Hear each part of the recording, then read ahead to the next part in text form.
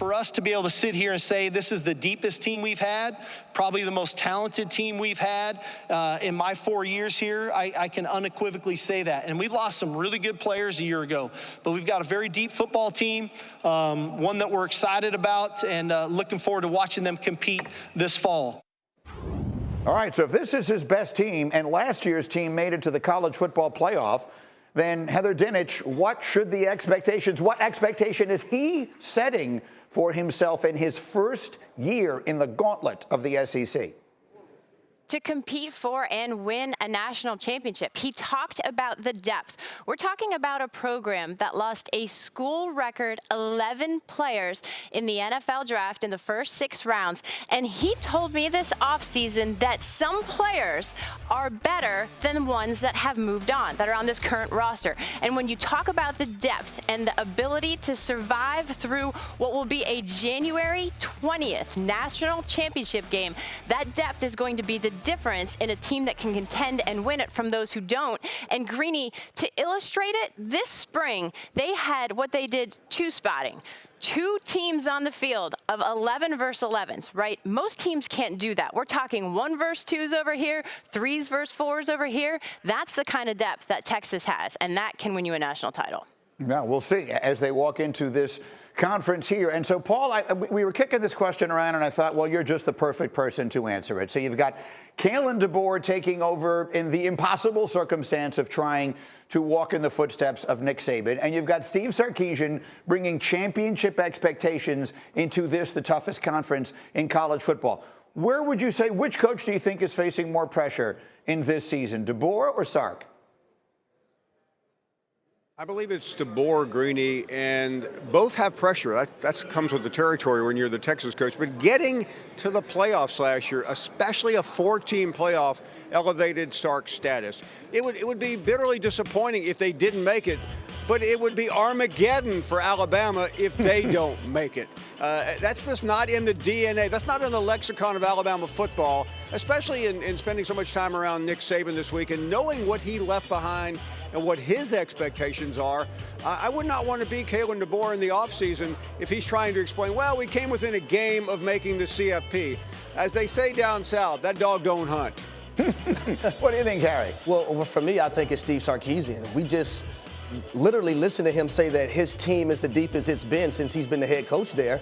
And the expectations for him is to have the ability to win a national championship, and they have a roster to do so. So if that's the height for the Texas Longhorns program, then I'm going with Steve Sarkisian. They're too deep at the quarterback position. They have 4 starters on the offensive line. They replaced their 3 top receivers with 3 new good ones. Defensively, you had players that made splashes last year and played a small role that's going to play a huge role this year on the defense. So I'm going with the Texas Longhorns and Steve Sarkisian. Well, the advantage of being the host of the show is that I can see Heather while both of you are talking. And so I can tell you that when Paul was talking, Heather was going like this, and when Harry was talking, Heather was going like this. Why is there more pressure on Sarkisian, Heather?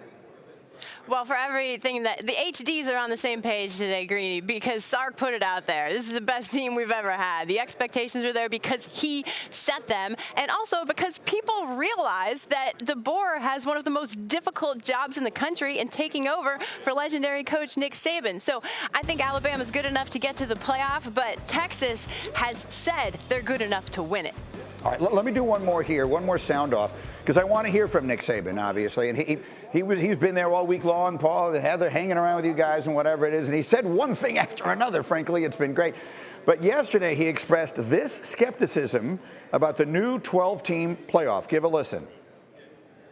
The downside of it is I just wish that we could put the 12 best teams in the playoffs.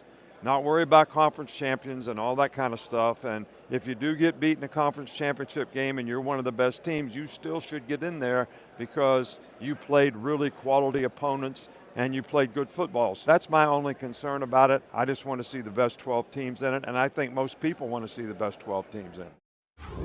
So, look, that's what we've had, right? You had the 4 best teams based on the opinions of a committee. Now there are all these other rules. Now, Heather, as far as I'm concerned, you made up this new system. I credit it to you because you're the one who's explained it to me from day one. You were in all the meetings. You're covering everything.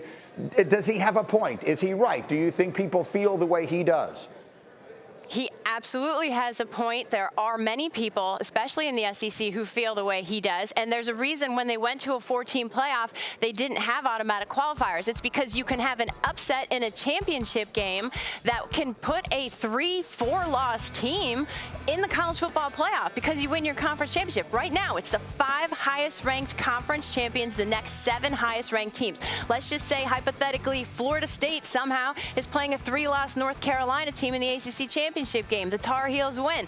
Are the Tar Heels one of the best teams in the country? Mac Brown will tell you yes, but probably some other people outside of that world might say no. But I'll tell you this, I talked to Greg Sankey yesterday, the SEC commissioner, and he told me there are some people out there who think that I'm not doing the best things for the good, the greater good of college football, that I'm only interested in the best things for the SEC. He said if that were the case, then it would be the 12 best teams.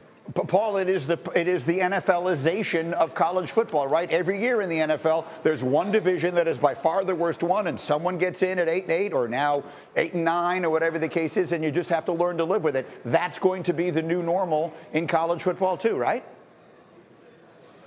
Well, Greeny, of course Saban is right, but there's so many difficulties of getting to that point. In college football, as good as it is, it's still a convoluted fiefdom where all these commissioners are trying to protect their turf. And we couldn't have gotten to the 12-team playoff with that type of result. But one thing about Coach Saban, and everyone knows how much I love him, but he has won 2 national championships, Greeny, at Alabama, 2 when he didn't even win his own division.